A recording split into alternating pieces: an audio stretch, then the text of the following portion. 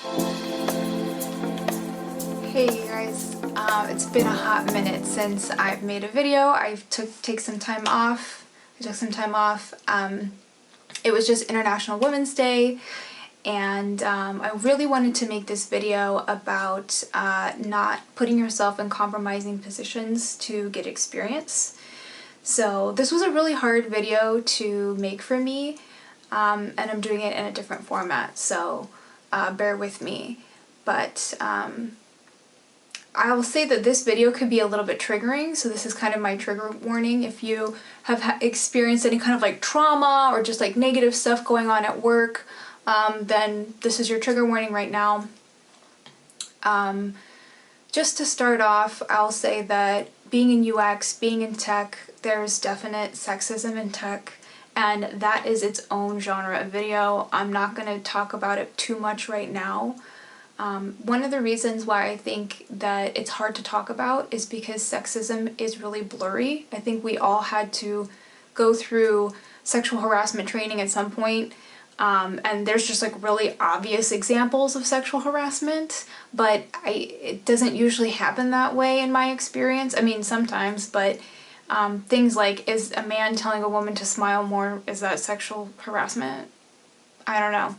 So it can be really uncomfortable to talk about. It's not clearly defined, I think, in a lot of cases.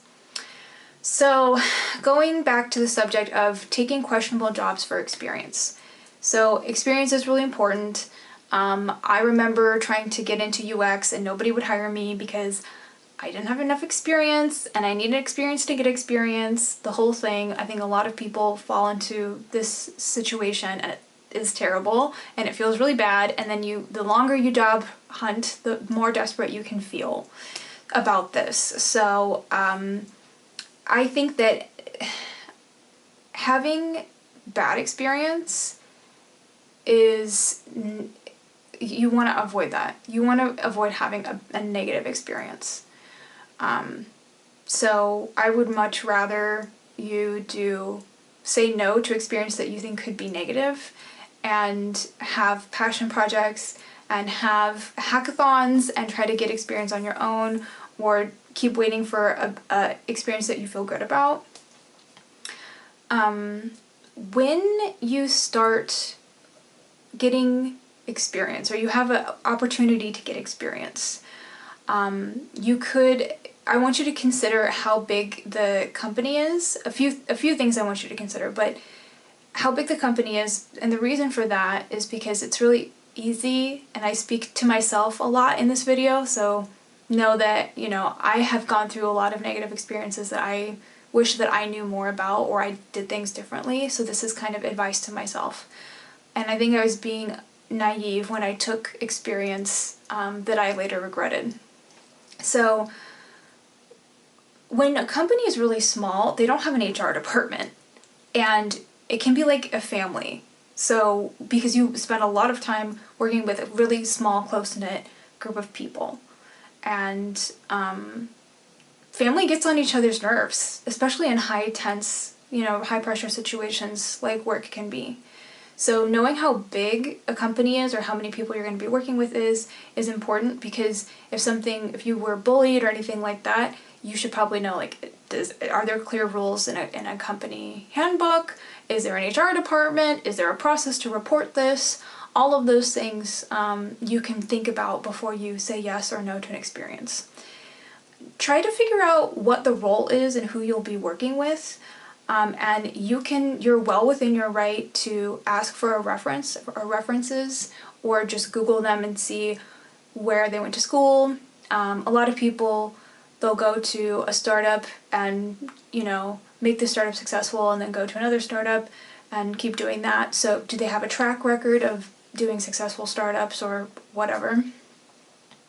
The other thing that you should kind of do, I suggest that you do before you take a questionable job, is get a lot of knowledge and know yourself and what you bring to the table and what you want to get out of this experience. But also, we're in an age right now where it's pretty easy to get information about mental health. So knowing what a narcissist is, what narcissism is, and what it looks like, knowing how to set a boundary, which is actually surprisingly difficult, and I'm still learning, but a few tips about setting boundaries are, a boundary is not a boundary unless there's a consequence. So when you do this, if you do this, I will do this. That's kind of how boundaries work. Otherwise, it's just a request. That's what makes it a boundary. And don't try to explain yourself to people, because then it opens up a whole line of reasoning and arguing that can happen. So just stuff like that. So know how to set a boundary, know what narcissism looks like, know what bullying looks like, know what manipulation looks like. Think about a power dynamic, especially when you're new and you're trying to get experience, and maybe, you know, somebody else has more experience that you work with closely. Know what grooming is. So I did want to take some time to talk about grooming, because it's usually a word that's used for pedophiles who groom children, but grooming can happen as an adult. And usually there's a process where the perpetrator finds a target, and targets are people that typically have had trauma in the past. So earlier I was saying know yourself. So they find a target and they gain that target's trust, right? So that's why I was saying that it's not a very clear-cut process of, oh, that's sexual harassment. It's really blatant. It can be that way. But especially if you work with somebody over a long period of time, it can be that there's kind of a honeymoon phase where they gain your trust and they fill a need. Maybe they tell you that you're such an amazing designer and they're interested in your thoughts and that they're going to connect with you, stuff like that. And then it can kind of sort of sour, and maybe they can start to isolate you and then sort of desensitize you to certain behaviors, and not respect your boundaries and make you feel more and more uncomfortable. And I think it happens more often than we think, because I don't think people talk about it enough, and that's one of the reasons why it was really important for me to make this video. So I wrote a larger article about that I'll put in the description, but I just wanted to give you a taste of the advice that I would give to myself when I was younger. So understand the role, understand who you're going to be working with, and how big the company is. Know yourself, know what, basically what could go wrong, and have an action plan on what to do about that. So if something happens that you feel is weird, instead of just dismissing it, you can put it in a journal. I do a career journal. I do it once a month, but you could just really start writing it down. And that way you don't just dismiss it and say, oh, that was weird, but whatever. And then you can go back and refer to, well, how many times has that happened? And like, oh, there's a pattern here.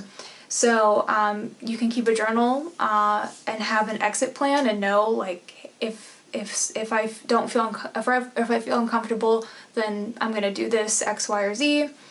And then just really, really trust your gut. I've said that many times before, but I really believe in that.